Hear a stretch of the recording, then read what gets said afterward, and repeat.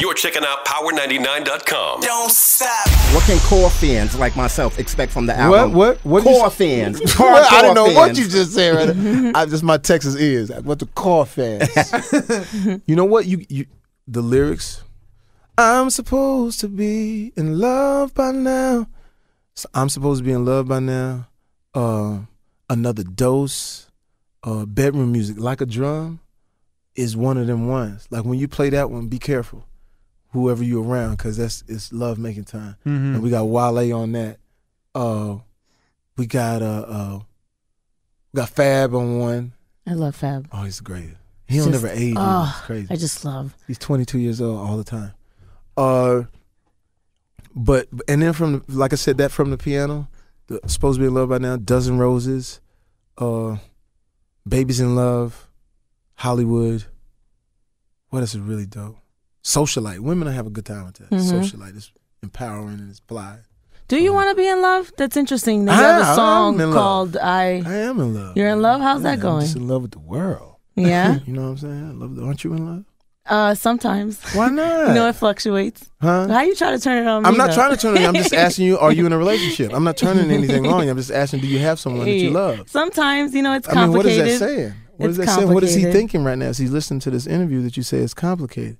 And you're not claiming relationships are complicated. Oh, okay, I got you. You know? Hey, Jamie, you're a guy that pretty much speaks your mind. Yeah. What are your thoughts on Bill Cosby? Comedian to comedian. I got it from Philly. If as a comedian, I got to get him when it comes to the comics because as comedians, we just get everybody. My take on what the victims, we always have to pay attention to anyone who says that something, you know, horrific like that happened. So you're torn between, and you got to look at it like this. You grow up with Bill Cosby, so therefore your take on who Bill Cosby is in stark contrast to these stories. So you're going to be torn. So you know, you don't want to show insensitivity to the victims, and at the same time, it's hard to shake that's Dr. Huxtable. And like, how is that happening? Go. Which is the same thing with the Bruce Jenner and Yeah. the backlash you received. Yeah. Let me ask you a question. Do you think people are too sensitive? I think when it comes to comedians, what I tell people all the time, like everybody's like, oh, the Bruce. I say, hey, listen, I do jokes about everybody. I did a joke about Tupac and Suge. I did a joke about Marvin Gaye, and I did a joke about Bruce Jenner because it was topical, and I'm a comedian. We got Bruce Jenner will be here doing some musical performances. He's doing a his and her duet all by himself. Look, I'm just busting your balls while I still can. Give it up! When people like Paris Hilton, who I actually know, I said, I know that's your game. That's what you had to do to get the excitement and everything like that. But I can't feed into it because I'm a comic, and you can't group us with CNN and ESPN and put our words in black and white. And we're not that. We're not trying to colonize nobody or keep nobody from getting married. We just going to be there to talk about whoever, what they got on when they're there. But we're not the bad guys. And when it came to I don't know if they made the word up or whatever. They called me a transiophobe. Or what I said, did I not like the last Transformer movie? What does that mean? I didn't know. So here's the thing. When I really told him, I said, you got to do your history and your homework when you talk to me about that. Because you talk about transgenders. Watch this. Foxx Radio. There was a guy on the internet named B. Scott. Now, I didn't know he was a guy. When I turned on, because I was surfing on the internet trying to find something. And I said, no, that's he. Okay, cool. All right, cool. But then I'm getting ready to leave, but his hi, my man, and he was so dope. I was like, man, that would be a great fit for Foxx Radio. Yeah. So I reached out to my man. He's blown away that I'm reaching out to him. He's thinking it's a joke. I said, no, I want you to come be a DJ on our show because I think your show is dope. So we end up hiring him. So much backlash that we hired a transgender. Wow. Yeah, but you got to understand when it was. It had to be 2008 maybe, 2009. So this is before Michael Sam came out. Yeah, before Michael Sam did his thing. Before it was, a thing. Did his thing. Before it was, chic. But at that time, we got backlash. What? Gay chic. What's wrong with that? So the dude's show was dope, brought us a whole different audience, and then we had Kevin Wansan. I don't know if you guys know who Kevin Wansan is, but he was a manager for some more. So he had a show. We had our gay hour on that show. So I said, you got to do your homework before you go that deep. And when B. Scott was on our show, we gave that dude respect, and we would jaw jack and hang and do jokes about him, or he'd do jokes about us. So that thing I didn't trip on. Here was the other thing. I said, here's the thing about jokes. If I can't tell a joke about you, then you shouldn't be allowed to laugh at anybody else who's being joked about. Right. Yeah. Because here's the question. When is a joke his funniest? When it's the truth? No, close. When is his funniest? At the peak? No, when is his funniest? When it's about yourself. When it's not about you. Uh-huh. When a joke's not about you, you laugh at everybody. Oh, man, the Mexicans, they be eating burritos. Oh, Jews. But then when they say, we don't like people with big teeth and they dye the hairline. Whoa, wait a minute. What is this? What are they talking about? So when it comes to you, it stings a little bit, but we comedians, and you can't take that license from us. And if you kill the comedians for everything they do, we'll never get anything off. I knew it was a slippery slope when I saw Jay Leno had to apologize for something, for some joke that he said, and he said it was David Letterman. He had to apologize for a joke, and I said, we have to be careful with that, because all we just trying to make you laugh. Yeah. We ain't trying to do nothing. I was reading an article with Chris Rock, and he was explaining how back in the day when you were coming up as a comedian, you used to be able to try the jokes out and and do it and everybody's recording it and doing that, and how it's difficult now to develop that skill because people are just not allowing that to happen. Yeah, because we live in a different time, so that's why with me, I'm constantly writing. I'm just writing joke. I got like 4 hours worth of material, so you just got to keep going, because that's going to burn. Like if they hear it on the show, it's going to burn. So, hey, before you go, Jamie, let me ask you about this head tattoo. There's rumors that it's real, that it's fake, that it's henna. You did it for a movie, that you didn't do it for a movie. It is musical, and sometimes it's real, and sometimes it's not. Okay. You got to be watching. And can I just say, what the hell did he just say? That's what I'm saying. You got to no. Sometimes listen, what I'm saying. Mac, what did he say? Listen, sometimes you got to watch and see what the process is when I'm doing that. Okay. And then you'll understand, because that's been a thing. Like my daughter addressed it when my older daughter had a radio show and addressed it. You got to go pick that radio show up and talk about it, because she busts my balls all the time. Let me just say, this dude in this.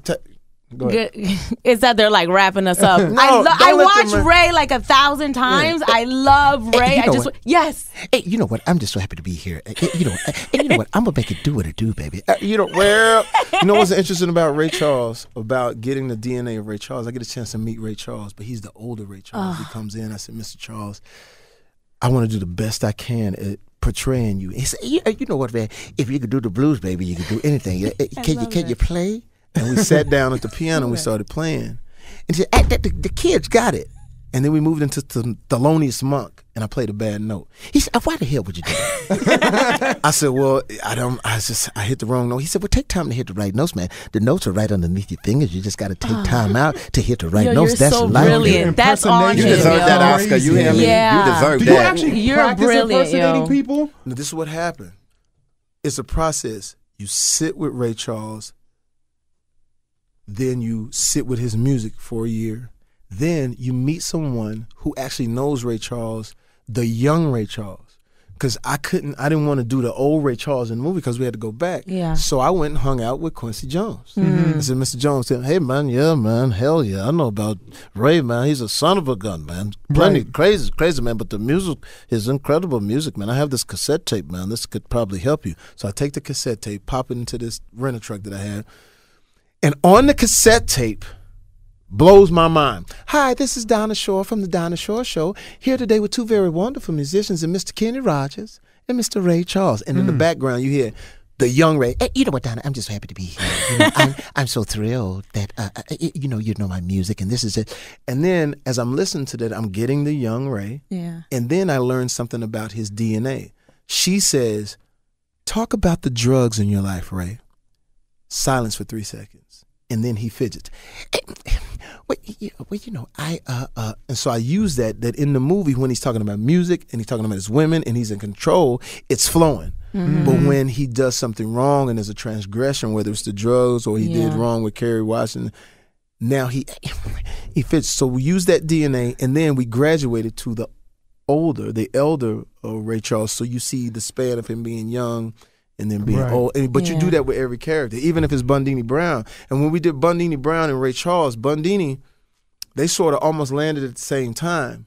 And at one point, I was Bundini Charles and Ray Brown, so I had to sort of switch. So I had to watch Bundini, and you couldn't crack Bundini until one day I'm watching a visual of him, a picture, and I noticed he had an underbite. I said, that's where the speech comes from. So it's this. You know, this, as I was trying to do in Bundini Brown, but it's this. Because when you do that, I mean, Muhammad Ali's a prophet. Right. How you going to be God's son? And he had this. He had a little bit of a list. How you going to be God's son? As soon as you come out the garage, you beat number 2. So then you get Bundini. And now as we move on, we were asked to do Richard Pryor. We said no. Martin Luther King, that we happened asked to do too. Martin Luther King. Right. And that was funny because when we did Ray Charles, we were getting scripts for every old black man that ever lived. And Jamie, we're going to have you play Martin Luther King and Malcolm X at the same time, and then we have y'all meet in the middle. It's going to be crazy the first half. And then you're going to sing as Marvin Gaye, and you're going to come in and sing to both of them and say what's going on. That's how we're going to do that. So, and you appreciate that, but now that we move on and we're now at the Mike Tyson stage, I think that's the one. And the Mike Tyson, to me, after doing all of the other characters, sets you up for that. Because people asked about the Mike Tyson. I said, when I first met Mike Tyson, I was 21 years old. I was on stage and I'll go to do my Mike Tyson joke and everybody's silence. I said, what's going on? So this is my best joke. And Mike is in the audience. I said, Mike is in here. The dude in the back said, yo, Mike is in here. And it was complete silence. And the girls were like, what you gonna do, Jamie? Because he was knocking people out for breathing at the time. And so the dude says, go ahead and do the joke. Mike said it's okay to do the joke. And I do the joke. When I come off stage, Mike said, hey, it's a good, great joke. You're funny. You'll come hang out with me. So I started hanging out with the young Mike Tyson, the guy who would have the Lamborghini trucks and buying BMWs for girls in the club. You like BMW? Come on, look at the BMW. Take him to the BMW dealership. So I watched all that. Then I watched the demise of him. Right. When he came out of jail and he came to Vegas, it was 250,000 people in the city with no tickets and no place to stay. That's how big he was. When I went to his house, I saw cracks. We're hanging out at the after party. Stevie Wonder, everybody is there. And a girl asked Mike for a picture. You don't want to take a picture of me? You want to put me back in jail? That's what you want to do. And blew the whole party up. And people was like, what's going on? And then his play sister walked out of the kitchen and said, come here, and calmed him. I said, that's the great layers that we need for this movie. Cut to, as we went out and pitched it to Paramount, I go to Mike's house, completely different, modest house with kids there. And I asked Mike, how you feeling, Mike? How you feeling today? Oh, praise to Allah, my brother. I'm happy. Why? I don't have any money anymore. So I said, why are you happy about that? Because nobody can take anything from me anymore. So that was the thing, all these vultures. I had all these vultures and crazy people around me, trying to get my money. I'm so happy now. All praise to Allah. And I said, that's the guy that needs to be seen on television. On movies. We've already seen the fighting and everything like that. So hopefully, probably with the beginning of next year, with Martin Scorsese at the helm, who this is his first boxing movie since Raging Bull, and Terry Winter, who wrote Boardwalk Empire and Wolf of Wall Street. So looking forward to that. You humanize people. That's a good thing. Not everybody does that. I think that's the most important thing. It's like when you watch Denzel and Malcolm X. Right. It wasn't just about the speeches, it was the calmness that you appreciated. So anytime you go into a character, for any of you guys out there and girls that are even doing that type of work, character development, when they order their food and how they talk to their children or their parents is the impersonation. Even when people do Cosby, Cosby and the Jello pudding and the people see, because you have to understand that's the impersonation. But when you actually meet Cosby, it's this, because sometimes doing television you have to be careful, and so it's a different different muscle you flex. Jamie, we appreciate your time. Thank you for coming through, man. Appreciate you. Thank you, man. Love Horrible Ball.